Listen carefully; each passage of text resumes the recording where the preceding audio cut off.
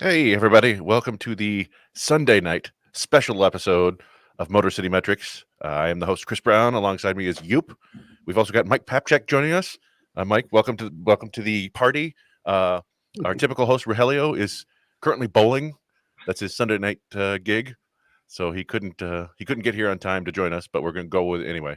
Whenever I hear of him bowling, I think of Fred Flintstone in the bowling episode with the twinkle toes. Yeah, the twinkle toes. Yep.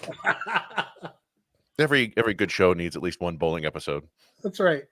But yeah, so we're just gonna, the Sunday shows tend to be a little bit shorter, just kind of recapping the weekend series, and it was a pretty good one for the Tigers. They take 2 or 3 out of the downtrodden Minnesota Twins. So yeah, we're just gonna touch on that a little bit and maybe preview this Tampa series. So I don't know if you've got any thoughts on the series as a whole. If you want to go game by game, how do we want to do this? Well, I think that the big thing is they won this series. People were a little upset for the obvious reasons why they dropped the game on Saturday. But anytime you go on the road against the former division champ and you win the series, I think you walk away feeling pretty good about yourself. Hey, what do you think, Mike? Yeah, and I think with the expectations Minnesota had going into this season, it's just nice to get these early wins against them. Obviously big division wins anytime during the year, but I was still worried about them, and I'm still worried about them going in to the rest of the season. So it's just nice to pick up a series win against them this early. Yeah, it's kind of, one of the things we talked about last week is the Tigers were facing a Ranger squad that wasn't at full strength, and it felt like a bit of a missed opportunity. And the Twins are certainly banged up themselves, and the Tigers didn't let this one slip away, although they did, unfortunately, continue a trend. The Saturday game was kind of the result of some poor defense again that was led to another loss. So, but yeah, I just we can run them back through them real quick. The Friday night game was kind of the middle of the order game, as I recall. It was Wenceel Perez, Spencer Torkelson, and Carrie Carpenter going like 10 for 14, and everybody else went 2 for 25 or something. But yeah, it was. We also got to see in that game kind of what we've seen all year long so far, was that they keep scoring runs late. They don't have these giant offensive explosions late, except maybe in that one extra inning games against the Mets. But they scratched out they were down to 2 outs in the ninth, I think, and Parker Meadows, of all people, gets a single. It goes to second on an error and scores on a Wenceel Perez hit, and they close it out. So, that's been fun to see. I don't know. Do you guys think that this sort of late inning heroics can continue all year long, or is it just a weird part of the early season? That their records are so good right now in one-run games. Unfortunately, those things tend to even out over the long haul. You know, and when you start thinking about being a comeback team in late innings, I don't think that's something you want to really pay your mortgage with, right? So it's great right now. We said all winter long they needed to get off to a better start in April than they have the last few years if they want to have some hopes this summer. And they're 12-10, but they are doing it, with a kind of a creaky offense, and they're winning some comebacks. Will it last? We'll have to see. Yeah, like you said, it'll eventually regress to the mean, which is why they need to start building up these wins now, because we know that it's not going to stay this way. But that game, I was pumped for Perez too. Yeah. We finally have a prospect. I feel like it's been a long time since we've had guys come in and hit the ground running when they come up. And I'm not trying to fault anybody. I still have a bunch of faith in Colt Keith, regardless of how he looks right now. But it's great to see that he, in this series, he's looked really good. And we've heard about him for years in their system. It's just, I love that he came to play and he got the game-winning RBI and all that. It was awesome. Yeah, it's some fun with under heralded players, if you will. It wasn't just Perez; it was Buddy Kennedy coming in and pinch hitting for Colt Keith on Saturday and put together maybe the best plate appearance of the weekend. And then today, goes out and hits a 2-run homer, and he picks up another RBI. And just it is nice. That's why we, Roger and I cover the minors pretty extensively. And one of the things we always talk about that with the current farm system was the depth. It was deeper than we could remember. And this is when that comes into play, when Colt Keith is the bell cow. You're really counting on him to be the guy who produces, and it's been a tough transition for him. There are indicators, we've talked about him before, that he's gonna get out of this. He's not striking out a ton. He's got a really low batting average on balls in play and stuff like that. But yeah, I agree. It is nice to have a guy hit the ground running. It kind of harkens back to the days of like Brent Cleveland, or when they had this veteran laden lineup and they would just bring up a rookie to help and he would go bonkers and you'd be like, hey, he's part of the future. Brendan Bosch actually did that. Yeah, twice. He did it in 2010 and in 2011. You're like, oh, this guy's an all-star, and then whoop. But yeah, no, I agree that part has been fun. And there were just some interesting developments too. I mean, we that game 2, we unfortunately, one of the errors was on Baez, which is always going to get cause concern. But the big costly one was again on Spencer Torkelson, which is it's just tough because his bat does appear to be coming around a little bit. He had two big hits today, including a double, had a sacrifice fly. So there's positivity there, and our buddy Jerry has dug down into the data more and find that he's now starting. We know what a successful Spencer Torkelson looks like. It's hitting the ball in the air to the pull field, and he wasn't doing that earlier, and he has started doing that, and so the success is starting to come. But I don't know. We at some point they may need to consider maybe playing Canna more at first base and Torkelson more at DH. What do you guys think? Go ahead, Mike, if you want to take a crack at it. It's frustrating seeing Tork struggle at first base when this was like an issue when he was drafted, right? And I'm sure you guys have talked about this in the past. It's obviously come up, but he wasn't really a first baseman coming up. So it sucks to see with the organization. It sucks that he's not comfortable, I guess, but I do think that putting him at DH, it would be a solution. I actually thought Carrie Carpenter would play more DH going into this season, but he really hasn't. They've actually been using him as defense. So when I kind of had this idea when Miguel Cabrera retired that Carrie would be really the primary DH just because he's not really a great defender. But, I mean, he's been serviceable enough, and with Torque having the issues that he has, I think he's giving him a bit of an opportunity. And I'm also just I'm seeing these comments by Stando.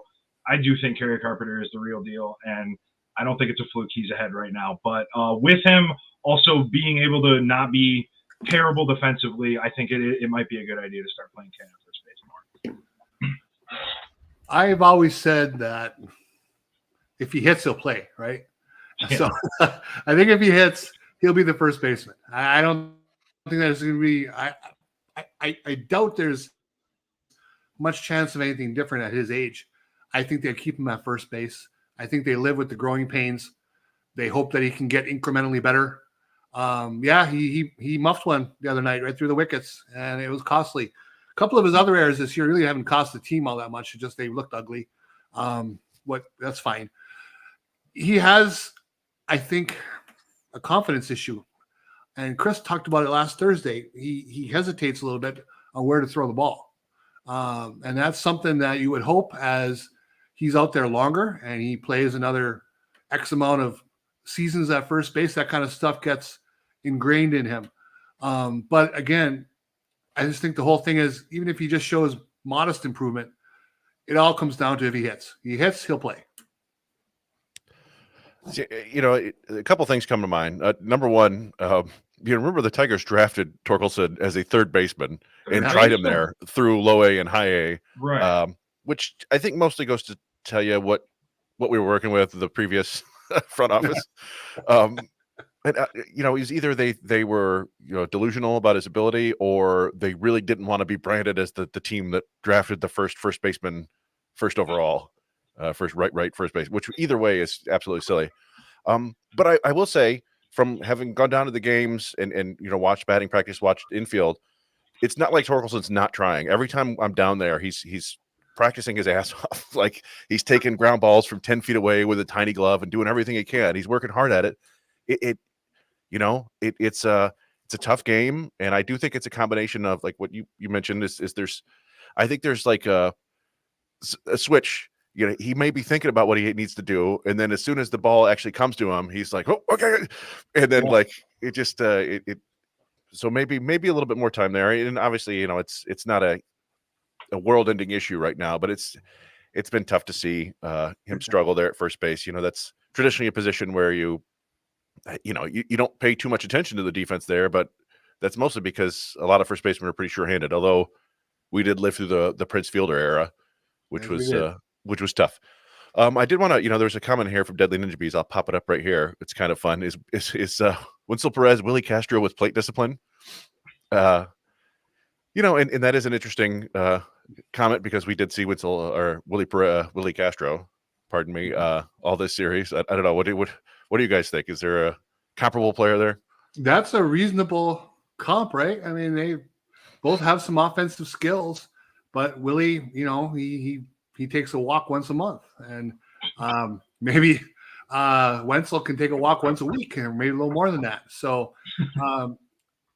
but with the speed, the little bit of power, they're very similar players, other than the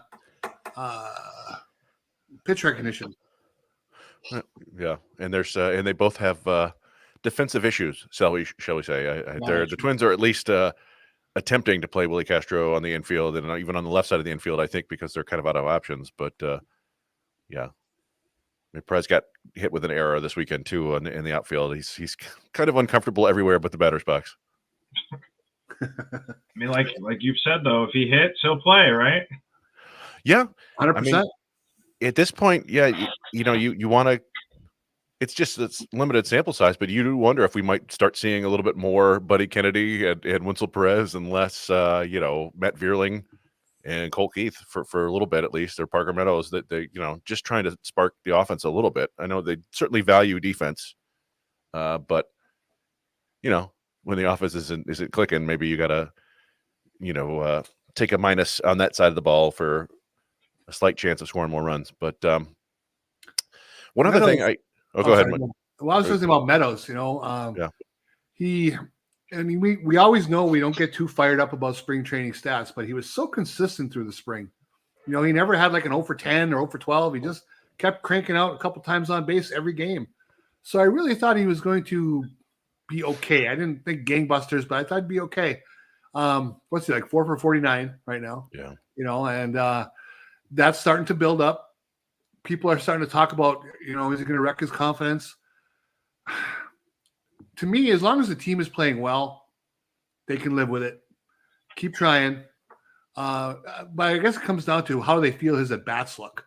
Is he making typical outs that he used to make when things are going well, or does he look different, like he's pressing? We'd have to talk to their hitting coaches about that. But he hit that home run the other day. He almost hit one in the ninth.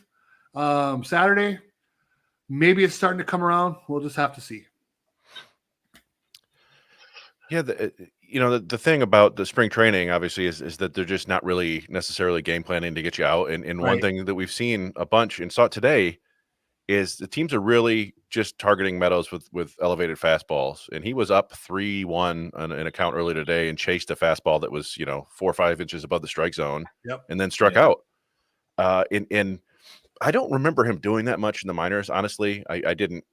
Maybe the minor league teams weren't so diabolical at instantly identifying a guy's holes and attacking them relentlessly. But I feel like for whatever reason, there's a little bit of he's chasing it right now instead of just taking those walks. He's trying to do too much at the plate, and it's costing him at times. And people here are talking about Colt Keith too.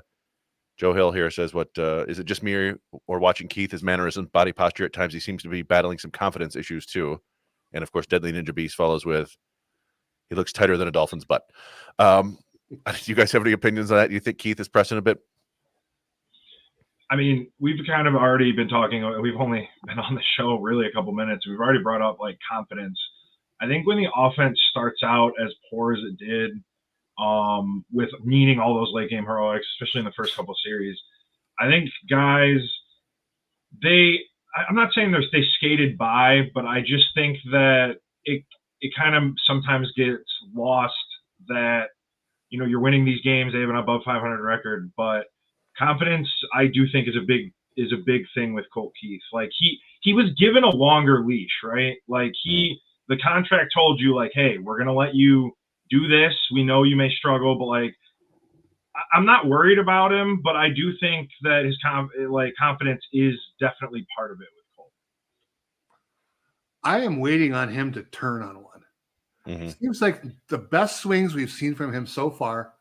He's kind of just looping some liners out over the shortstop. That's when he gets on base and gets a couple of hits when he has. He did have the one extra base hit, right? But in the minors, when we saw him going well, I mean, he hit a couple of destructive bombs out there, right? I mean, they were gone. We know, at least we've seen in the minor league level, that power is there to turn on one and go full blast. I don't know if he just hasn't had the timing for it yet. He's just trying to find his way and loop the ball to the other way and get a base hits, and that's fine. But at some point, I got to believe that he's going to feel a little more comfortable and be ready for a pitch and turn on one and show us that power, and hopefully that unlocks something. Well, when he was in the, I'm sorry, Chris, just in the, didn't it always take him like 100, 150 at bats at each level? Like he always struggled for roughly that much, and then he broke out. I think it happened at like every level. So maybe he just doesn't have enough at bats. Maybe that really is all it is. Yeah, there's there was always a little bit of a acclimation period for him, and then he would take off. It was to varying degrees. He never really struggled like this, but obviously this is the highest level. But I remember his, I think it's early on in AAA, he hit, I think he hit a home run in his first or second at bat and then hit the 473-foot homer shortly thereafter. But then it was like a good month before he really got it going. I think I think you're right. It feels like he needs to just sit on a pitch at the start of an at bat. Hey, this guy likes to sneak a strike with a curveball, or he's going to throw a fastball. Just sit on that and absolutely let loose. Just first pitch of an at bat, try to launch and see what happens. I would love to see it. I do think that once he gets going, I think he'll be fine. But yeah, we'll see. I mean, it's still relatively early. I was looking at the list of players who don't have a home run yet this year. And there are a lot of really good players on there. Julio Rodriguez, Alex Bregman, Torkelson, all these. There's like 30 of them, qualified hitters. So sometimes everybody starts slow. One other thing that a strange kind of unusual happening going on is Riley Greene has turned into the king of walks. Yes, he is now leading all of baseball at walk rate, over 20%. I don't know what you guys, if you have any thoughts on this. Do you think it's going to last, where he's going to be walking at a well above average rate, or is this just kind of a weird period where they're afraid of letting him beat them? Well, he's really embraced the leadoff role when you think about it. Yeah. And if the leadoff man's job is to get on first, you can't steal first. He's getting there the slow way with the walks, and that's fine. I don't know. This team they need the power, right? They're just power deficient. He has some power, but he's not tapping into it. He's got 3 homers, and that's fine. But it's walks are great. They tire out the other pitcher. They get you into the bullpen. They get guys on base. They turn the lineup over. There's all wonderful things, but at the same time, he's one of the guys who should be doing destructive things. So it's not a bad thing, but it's I'm not sold yet on the walking man. Really, I guess the way I've always looked at it, I actually wrote a bunch on Riley Greene when I was prepping to come on tonight. I think that when you have a younger guy that is able to draw walks like he is, even if it's not going to stay at this pace, I don't think that he is going to draw 20% walk rate. That's insane. That's not sustainable. But I also don't think that Riley Greene is going to have a 233 batting average the rest of the year either. I think that that's going to come up. So the fact is he's getting on base now when he is, like you've said, struggling with his power.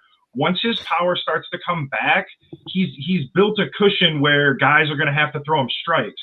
So he's going to get the opportunities to show his power, and I think it's only a matter of time. And it's just, I love how, and again, I'm just agreeing with you mostly, he's embraced the leadoff role, and that's something I feel like the Tigers really haven't had that true leadoff man in a while, and he finally is becoming maybe that, hopefully for the long run. Yeah, it's been fun to watch. You want I agree. I think that the point about his batting average is spot on. He's gonna at some point he's gonna start swinging and hitting the ball more. And when he hits the ball, he hits it very hard. I think he had a 109-mile-an-hour out today, and he had a single later in the game. So, I think he's their most well-rounded hitter. But certainly, Carrie Carpenter is doing a whole lot of damage early on the season. It's been fun to see, and he's seeing more left-handed pitching now because how can you not let him try? But I guess we didn't discuss today's game. Which we can touch on real quick because it was the more enjoyable game. Louis Varland, the Twins starter, was just not good. He couldn't throw strikes. The Tigers were making him pay.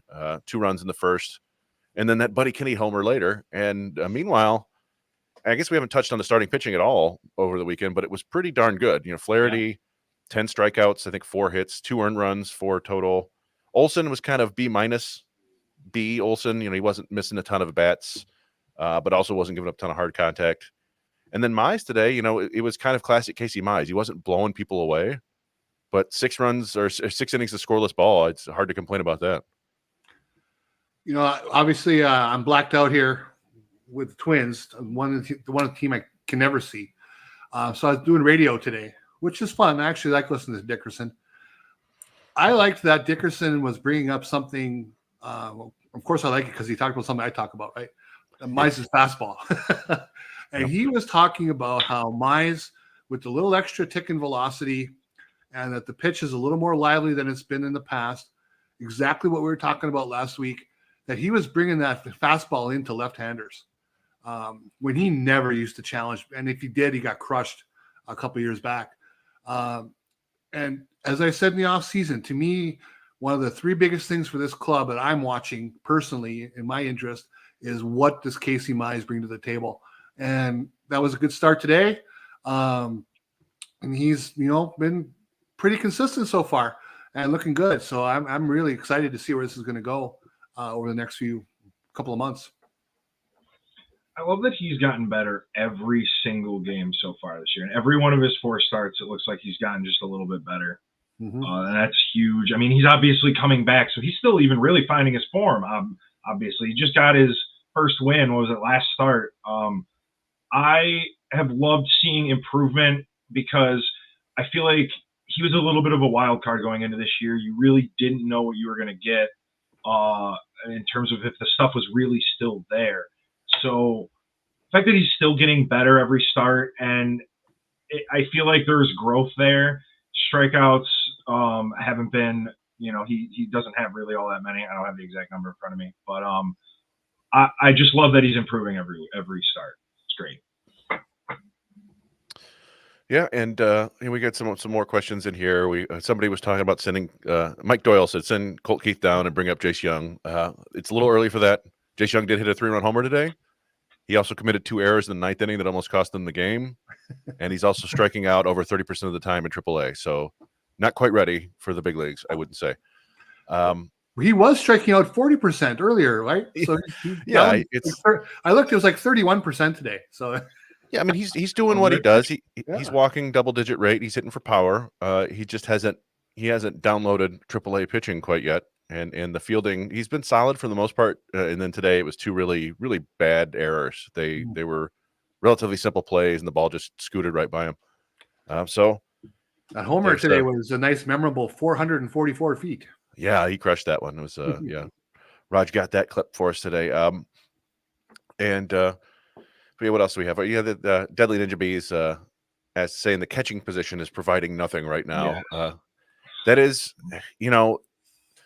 having offense from a catcher feels like a luxury at times. The Tigers certainly got it last year in Jake Rogers, but he's not done anything this year. It's been kind of tough. He's another guy where you've seen it before, so you think it's coming, but he's always been kind of an iffy hitter, so you never know for sure. Yeah. I don't know. We've seen basically a 50-50 split between him and Kelly behind the plate, so I don't know.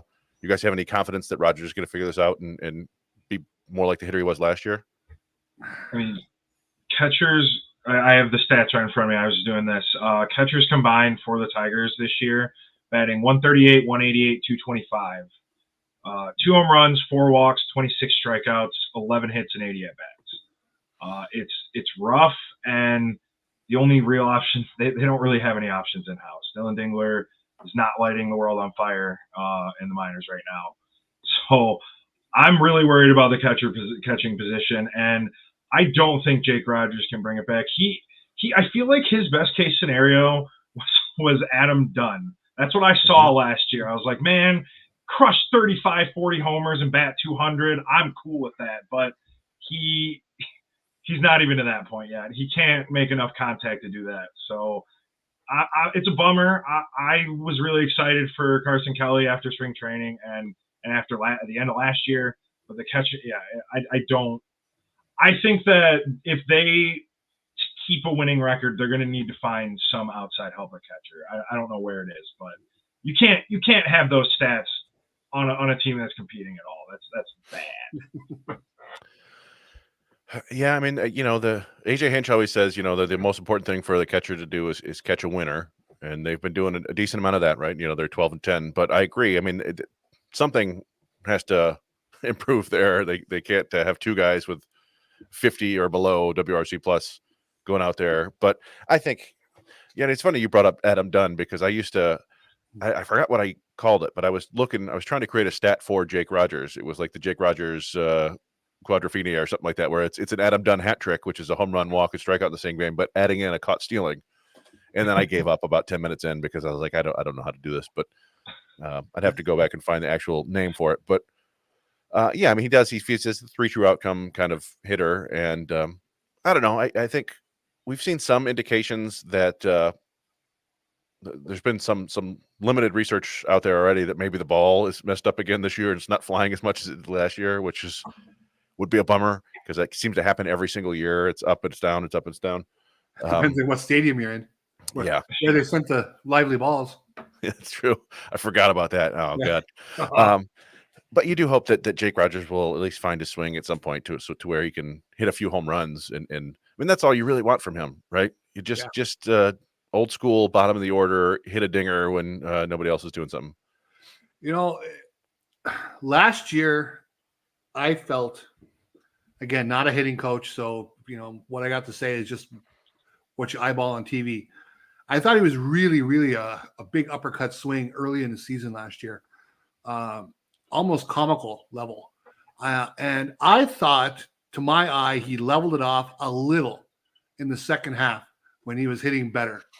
I didn't think it was as pronounced of an uppercut. And now he's kind of got that uppercut again. I just wonder if they need to get some tape out and watch that. I don't know. I wish I did know.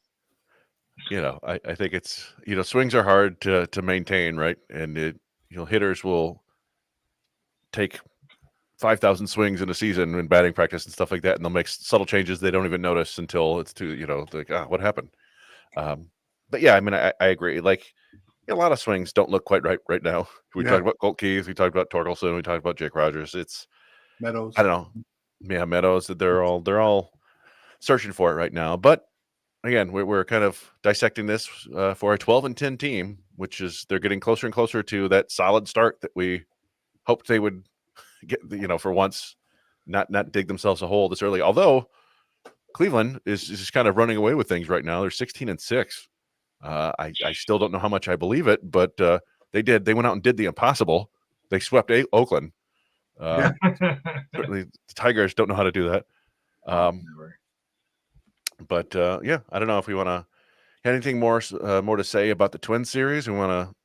Well, I just think we barely you brought him up, but I really do think it bears talking about Carrie Carpenter just a little bit more. Gotcha. He's just becoming a legitimate presence in the 4-hole, and I was a little worried last year when he had the power outage down the stretch where I don't think he hit a home run in September. You just had to wonder. And then he got off to a somewhat slow start the first 5-6 games this year. But now, boy, when he had a couple of bat luck hits, he just kind of check swing for a single there on Friday night. But he's making so much, solid contact. Pretty impressive. Where they brought him from to what they possibly have. And as Mike pointed out, he's playing the field more, which I agree. I was surprised by that too. I thought we would see him DHing a fair amount, but he's becoming, I would say, pretty passable out there. Yeah, certainly not like a huge negative or drag. There's still plays where you're like, "Ooh, what are you doing?" He tends to go into that slide to catch the ball. But yeah, so far it's totally fine. And with the offense he's provided, he's played about 170 games now with the Tigers, and he's a 278 hitter with 29 home runs in that time, which is a-okay. That's going to work. So yeah, it's been a lot of fun. It just seems like he's the guy who always comes through. Like, obviously he doesn't always come through. It's baseball, but it feels like more often than not when they need a big hit, he provides it. So certainly a nice bat to have in the middle of the order. And if you get Torque cooking a little bit and Greene keeps getting on base and Canna's doing his thing, then yeah, that the top four seems kind of fun. And then you just have to worry about the bottom five. Yeah. Well, I mean, if the pitching keeps up like this, I mean, maybe they don't, right? Just you got your top four guys, whatever happens in the last, let's just play good defense. Well, and that's the thing. I mean, you mentioned top four. The four starters right now have all looked pretty good. Skubal, Flaherty, Olson, Mize, they're all doing their job. They've had some hiccups here, and then it's just it's got Maeda. And you got to get that figured out at some point because Manning's been solid, and it does feel like it's nice to have that fallback option there. But we did get the news earlier this week. I don't know exactly when it happened, but that Sawyer Gibson Long is getting Tommy John surgery. It's the one with the internal bracing, which is just like a fancy tape that they put in there, I believe. But the recovery period is supposed to be significantly faster. It's the same one that Spencer Strider is getting. But still, I mean, Sawyer Gibson Long no longer an option for this season. You hope he can come back healthy next year. So that lowers the depth slightly. But right now they're still sitting pretty with a bunch of healthy starters, and you just got to get Maeda figured out, and maybe he will in this upcoming series against Tampa. 3 games, I believe. Yeah. Yes. I'm bummed about. I really liked what I saw in his couple starts last year. Gibson Long. It's a huge bummer. He only pitched 3 innings, and then he said his arm was still hurting. So it's a huge. I mean, I don't know. I feel like depth. You can never have too much depth in starting pitching because you're not going to get your 30 starts from all 5 of your starters. So that's a huge blow. But I think they can ride it out with Matt Manning. Just, I don't know. I feel like the Tigers have been a little bit fortuitous with starting pitching. So I maybe it's a superstitious feeling. I have a bad feeling and I can't explain it. My apologies. There's no analysis there. I have a gut feeling, and I'm sorry. That's all I got. That is the nature of being a fan of the Detroit Tigers. I got a bad feeling something's happening. Yeah, it's interesting with they still have Montero in AAA. Brant Herter's been pitching well. Flora has moved to the bullpen, and it hasn't gone great so far. I don't know what's going to happen there. And Jackson Job's feeling his way through AA. Ty Madden kind of doing the same. So there's some options down there, but you don't want to get too far down that. I was joking in our Discord the other day about the Tigers. We keep praising the Tigers for all their pitching depth, and then all the infielders got hurt. It's like, oh well. So then you end up with Buddy Kennedy up in the big leagues, but you know what? He's made the most of it, and so you give him credit there. I did want to highlight this comment. Our friend Doug Kloss giving us a nice shout out here. Great show as always, fellas. If you're watching this, don't forget to hit the thumbs up and show support for the show. We appreciate it, Doug. Appreciate everything. Thank you, Doug. And I didn't do any of the basic housekeeping, but I don't know. If you're listening to the show, watching the show, you know how to find us, right? Right? Sure. Yeah. And if you're making bets, go bet online. I give them credit for truth in advertising. It's a place where you bet online, and that's their name. Well said. Bet online. I like it. So yeah, we got a 3-game series with Tampa coming up at Tampa. The 12-11 Tampa Bay Rays. So doing about as well as the Tigers. Interesting pitching matchups. They've got it's Skubal versus Zach Littell tomorrow, I believe, and the Tampa tends to come up with these guys that maybe people haven't heard of much. Zach Littell appears to be kind of a slider monster. Yeah. So that'll be interesting to see how the Tigers handle that. but I don't know. Yeah, Have you he's got anything? definitely Have you watched much Rays? Do I? Yeah, have you watched the Rays much this year? I have watched. I probably watched about 4 games so far. And for Mike's benefit, just not the Rays are kind of sort of my second team if I had to name a second team. So I do watch a lot of Rays baseball. Littell, he's one of those Rays reclamation projects where they saw something in him that could play that other teams, weren't looking for. And then you're right, it is the slider. He's just going to keep pounding that thing in there and up and down, left and right. He's a good, solid pitcher. All of a sudden you look up and he's got 4 innings. He's allowed 1 run. But with Skubal, I think that the Rays are probably a pretty good matchup for him. I think he'll be able to dominate a couple of their lefties. And Rosarena is off to a pretty rough start from the right side. So I think tomorrow night could go okay. And we just get to see old friend Tyler Alexander. Deadly Ninja Bees brings it up on Wednesday. He's probable starter for Wednesday. Yeah, there are multiple old friends on Tampa. I believe that Nico Goodrum was up for a little while. I don't know if he's playing for them right now. And of course, Isaac Paredes is kind of leading their offense right now with 5 home runs. That's that one's just going to keep on stinging. Oh yeah. But and then the other guy that what's that? Oh, that one's less of an old friend and more of like an ugly breakup with an ex. That's how I look at it. Yeah, and YouTube user says, I hate the Tampa ballpark, the Trop. So do they. I think everybody does. The one good thing, of course, about that is that the fans never show up, except I'm sure there'll be plenty of Tigers fans making the trek from Lakeland and thereabouts to go see the Tigers or any snowbirds that are down there. So it'll be like a glorified home game for the most part. So that's always good. The rest of the Tampa offense is it's funny. They always do this and they always seem to figure out ways to win. But you look at it and it's Jose Caballero is kind of this out of nowhere guy who's speedy and doesn't have a whole lot of power, but he's hitting for average and he doesn't walk. I don't know what it feels like. He's due for a pretty hardcore regression, but he's on a hot streak early to begin the year. Yep. You got like Ben Rortvet, former punchless backup catcher for the Twins, who's hitting well. Richie Palacios is hitting well. I don't know. It's a bunch of randos. It may be a frustrating series if those guys are getting on base, but to Youp's point, he's watched them, so maybe Skubal can carve them up. The Tigers are probably pretty fortunate. Junior Caminero got injured, like in his second game in the minors. He probably would have been up. I think they were. I think most of the writing that you can find, he was going to play a few games in the minors and then head to the majors. Now I think he's had 2 games back since the injury, so Detroit will probably miss him. That's a nice bat, man. That guy hits some frightening home runs and would be their third baseman. So I would bet he's back within the next 10 days, but Detroit will miss him. Yeah, it's fortunate. And another one where, Tampa, this is not a vintage Tampa team. If you, if such a thing exists, as we mentioned, Zach Littell on Monday, then you got Ryan Pepio on Tuesday. He's a changeup artist, as I recall from his days as a prospect with the Dodgers. I haven't paid a ton of attention to what he's been doing in Tampa, but I do feel like he had some issues throwing strikes with the Dodgers.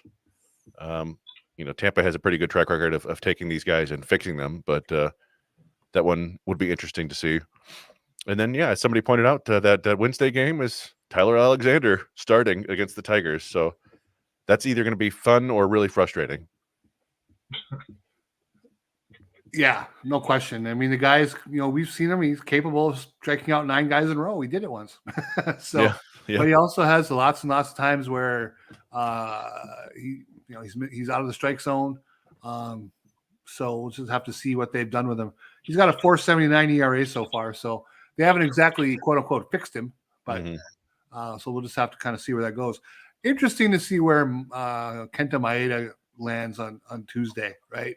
That ballpark, I think they should be able to keep the ball in the park a little more, if nothing else. So we'll have to see what he brings to the table that on Tuesday night. But certainly, if he goes out and gives up 3 dingers and is gone in the 4th inning, the calls from all points in Tiger Nation are going to be about Matt Manning on Wednesday morning. So that'll be something to watch. Yeah, you hope for Maeda's sake and for the Tigers' sake that he starts to pull this together, because it's as you mentioned, that there's an option there, and it's getting tempting to pull the cord there. Maybe get Maeda to the IL or to the bullpen. Yep. But yeah, I mean, that's about it on the Tigers front. We'll have the minor league show tomorrow, I believe. Max Clark did hit his first home run as in low A the other day, which so people can stop worrying about that. Maybe he's been on a bit of a tear since he was said to be overwhelmed by low A pitching. He's actually, I think, has the third or fourth highest WRC plus in the minors for the Tigers. So he's been one of the better hitters in the system so far. But, when you're taking third overall and everybody's always going to compare you to Wyatt Langford, another one of those hitters who doesn't have a home run. So, well, Bobby Scales today with a good point on radio. The park in Lakeland and pretty much all in that Florida State League, right? Those are big ballparks. So anybody expects Max Clark to hit 22 dingers in that field in that league, might be a little disappointed. There's gonna be a lot of doubles and triples probably. Yeah, the number of hitters who have hit 20 plus home runs in the Florida State League is relatively small. I bet. Every now and then somebody does it. Kristen Stewart did it, I think, although they were playing at a different park. Ryan Strebe did it back in the day. Ryan Strebe. I got a story on him. Oh, all right, let's hear it. Oh, okay. Strebe story. Well, it's. Oh, is it more for after the show? No. I moved here to Iowa, right? That first summer, maybe the second summer, I went over to Cedar Rapids to see the Whitecaps come to town. And lo and behold, I go to a game. Ryan Strebe hits 2 massive homers. Jonah Nickerson has a no-hitter into the 9th. And Gorkis Hernandez had a hit and a walk, a stolen base, and a Gold Glove level catch. And I'm thinking, this is the greatest minor league team I've ever seen. This was a little before I was kind of knew what to expect. And none of those guys ever did a damn thing. So that's the fun of the minors. Well, Gorky's at least made the bigs. And first of all, huge thank you to Joe Hill. $10 donation. We appreciate it. I'd be pressing the Exquisite and Off the Frickers building and all those things, but I don't have the soundboard. That's at Rogelio's house. Maybe he can slide in here after bowling and pop in. But he said, thanks for all the work you guys do. Off topic, but how do you guys like the new Lions uniforms? Personally, I think they hit it out of the park. Yoop, your thoughts? Oh, hey. Just in case you don't know, Yoop is actually a Packers fan. So yeah, you know what? I think I like the black uniforms. I thought they're pretty cool. I like that helmet that's going to go with them. So that blue helmet. So they're not bad. Mike, what about you? I feel like you might have some good thoughts on this. I don't know. I've never really one to really care too much about uniforms. I thought they didn't do enough. I am in that camp. The home and away, I mean, I love the alternate. I do like the black. I will say that. I do enjoy. I like the numbers. I just like the whole thing, the way that looks. But the home and away stuff, they barely really did anything. And I thought I got hyped up. I let them hype me up into thinking, oh, these are going to be so great. And then they're fine. They don't wow me. They're fine, Yeah. I was hoping that you might be a huge Lions fan who had a whole bunch of thoughts on those, because at times I feel like I'm one of the only sports fans on earth who doesn't care one iota about jerseys or hats or uniforms or numbers. I don't pay attention to any of that. I don't care. If people want to buy it, that's awesome. I don't own any jerseys of any sports team. I barely have any licensed merchandise. I don't know why. I just don't. I don't know. But some people go crazy for it, and that's good. I'm happy for them. My hot take is not hot at all. I've heard 1,000 other people say this. My favorite Lions jerseys of all times were the throwbacks that they wore in like the Barry Sanders era, that were just very understated, silver and a darker shade of blue. I thought they were awesome, and I wish they would just wear those constantly. Well, go ahead, you. Go ahead, Mike. I kind of feel mostly the same on uniforms. I've never got it. I never know people's numbers in any sport. Somebody be like, oh, number 12. And I'm like, I watch every game and I don't know who number 12 is. I can't tell you. But yeah, I mean, everybody. I think every Lions fan loves the idea of the black uniforms, but I don't know. Other than that, I feel like it's really hard to have an opinion on them. Well, and speaking of uniforms, it looks like the Tigers edition of the Nike City Connect series is. I saw May 6th from someone, so we'll see if that could be in a couple weeks, and then the Tigers would probably be wearing those jerseys at least one night a week for the rest of the summer. That's the way most teams have gone with that. A lot of people have no confidence at all that this is going to be a good thing because some of these jerseys have been, a little out there, and some of them have been downright mediocre. But in my opinion, and again, I buy a lot of jerseys for my son. The two City Connects they've come out with this year, I thought that Mets one last week was pretty solid with the dark gray with the pinstripes and the bridge on the hat. And then the Philadelphia one the week before was pretty good too. So I've been waiting for 3 years now for the Tigers to get this City Connect uniform and see if they botch it or if they hit a home run. So the countdown's on. A few more days. Yeah, that Mets grays. It's not bad. I actually hadn't seen them, and I looked it up. I actually do like this Mets uniform. The gray with the stripes. That's pretty tidy.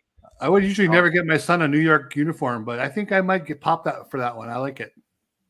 I wish I've never bought a jersey not sarcastically. I own 3 Blaine Gabbert jerseys. I own 2 Drew Lock jerseys. I'm a huge Missouri fan. You guys might not know that about me. From Missouri, huge University of Mizzou fan, but like all my jerseys are sarcastic.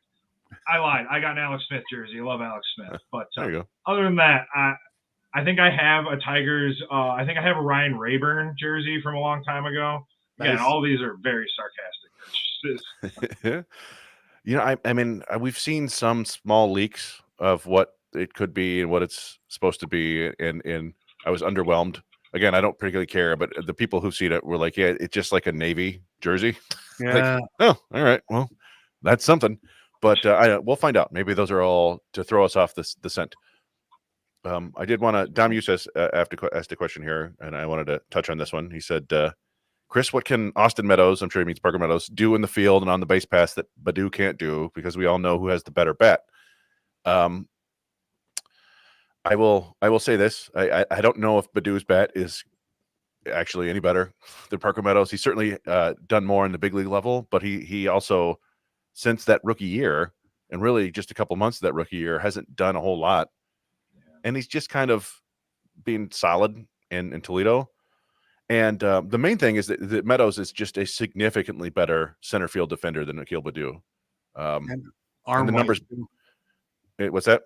Arm wise as well. Yeah. He's got a better arm. He's got more range. He's got better instincts. They're probably about the same speed, but Meadows seems to use that speed better. Baddoo was like a -6 or 7 defensive runs saved in his career in center field. He ended up being an okay left fielder, but Meadows is already like +7 defensive runs saved in a very limited time. He has Gold Glove level ability in center field, and when you're picking between the guys you want in center field, I don't think Baddoo's bat.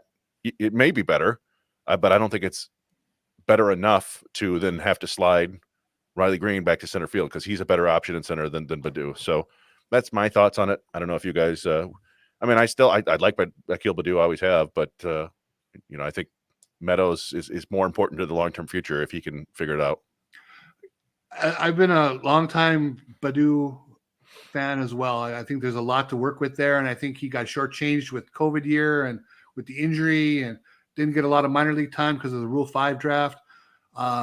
So a lot of his issues were just bad happenstance, right? He has a couple. I think he has another option left next year, if I'm not mistaken. No, I think this is it. This is the last year for him. Yep, I Really? believe so. Oh, okay. Well, he's worth keeping in the minors for depth, and he could certainly get hot, and work his way back. But I think you're right. I think as much as I like the guy, I stick with Meadows too, unless this offense gets completely untenable and the team is losing. But you're right; he's saving them runs in the field, and that counts too. And Fangraphs does say he has two options, so you may be right. Okay. I think maybe I was thinking he was in arbitration this year, is making $1.6 million, so he would presumably get another raise. And if he's going to be in Toledo again all year, I don't know if he would get that from them, but we'll see. Oh, that's a good point. So they possibly could keep him, but you're right. That's going to be a pricey one, even though that would still be a drop in the bucket for a Major League Baseball team. But that's a whole nother discussion. Yeah. But yeah, keep him around, keep him in the minors, see what he can do. Get him with the right hitting coach and hope for the best. I always say this: when he does connect, the guy has massive power. He never hits a fence scraper. When he does hit a home run, those things are gone by 40 feet. He hit one the other day, 114.8 miles per hour. Yeah. It was one of the hardest hit balls in AAA so far this year. It's in there. It's just making it a steady presence. We can say that about a lot of guys with Tigers. Yeah.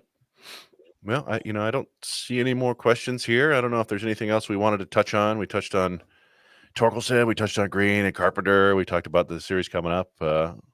Anything else pressing that we need to discuss in Tigers? I guess the draft is coming up on Thursday, the NFL draft. When the Packers must have a pretty late pick? 25th. 25th, and I think the Lions are 30th, 29th? 29th, I think.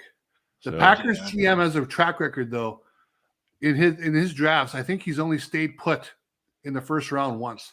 He always moves up or goes back. It can go either way, but he's kind of he loves to swing a couple of deals on draft night, so we'll see how that goes. Yeah, so is Brad Holmes. It'll be fun. I'm busy Thursday. I've got something so I can't go down there, but I'm going to try to go down Friday and see the whole draft set up down in Detroit. It'll be really cool. Heard it's going to be impossible to get downtown though. So that's really kind of scaring me off. People are saying it could take you an hour from the outskirts of Detroit to get downtown or more. It's going to be interesting. Well, I'll just use some of Metro Detroit's wonderful public transportation system to. No, I mean, I don't. I honestly don't know what Rogelio's plans were for Thursday. I don't know if he was going to go down and meet some of his old buddies from Woodward, or if we're going to do a show or what. I have some friends who are going down there. They got a hotel room and all that stuff, and I may go down, but I don't know. I mean, it depends. So I guess we'll keep everybody updated if we're going to do a show. Yeah, we can talk about Wednesday too. Maybe we'll see. Yeah, we could always do a Wednesday night show. There's Tigers don't play on Thursday. We could do a Thursday morning show even, although we'd get Dark Youp again from the car. Yeah. We'll see. But yeah, well, thanks everybody for joining us and asking questions and hanging out tonight. And we'll see, we'll be back with Raj at some point. Hopefully his bowling team did well tonight. Mike, thank you so much for joining us and stepping in. It's good to get your insights. And we'll see. We'll see how the fan base feels after these next 3 games at Tampa. Off we go. We'll see you soon. Thanks, everybody. Thank you.